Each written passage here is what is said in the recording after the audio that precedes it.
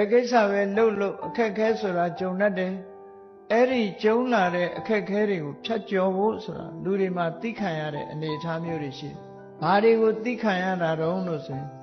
ရာသီဥတုဒဏ်ကိုသိခံရတယ်ကိုယ်နဲ့ဆက်ဆံတဲ့ပုဂ္ဂိုလ်တွေရဲ့အပြောအဆိုကိုလည်းသိခံရတယ်ယောဂဝေဒနာဖြစ်ပေါ်လာလို့ရှိရင်လည်းယောဂဝေဒနာကိုသိခံရ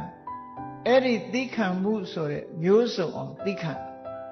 အခက်အခဲတွေမှန်သမျှတွန်းလှန်နိုင်ဖို့အတွက်သိခံခြင်းဆိုတာအရေးကြီးတယ်များသောအားဖြင့်သိခံတယ်ဆိုတာလူတွေကတစ်ဖက်သားကကိုယ်စော်ကားတာကိုငုံခန္ဓာကိုပဲသိခံတယ်လို့ထင်တာတကယ်ကတော့သိခံမှုဆိုဒီမှာစိတ်နှလုံးမတုန်လှုပ်ပဲနဲ့ဘဂတိအနေအထားမပြတ်အောင်ကိုယ်စိတ်ကိုထိန်းချုပ်နိုင်တဲ့စွမ်းရည်တတ္တိတစ်မျိုးကိုသိခံတယ်လို့ခေါ်တာအဲ့ဒါလို့မဟုတ်ပဲနဲ့ငုံခံယုံခံပြီးတော့စိတ်ထဲကမကြေမနပ်ဖြစ်နေရင်သိခံခြင်းဆိုတဲ့ခန္တီမဖြစ်ဘူးသိခံခြင်းဆိုဒီမှာကိုယ်ကိုစော်ကားလည်းပဲဒီစကားကိုဖြောက်ပလိုက်တယ်ချက်ချင်းပဲပြန်ပြီးတော့လက်ခံစဉ်းစားတာတွေးတောတာတွေမလုပ်ဘူး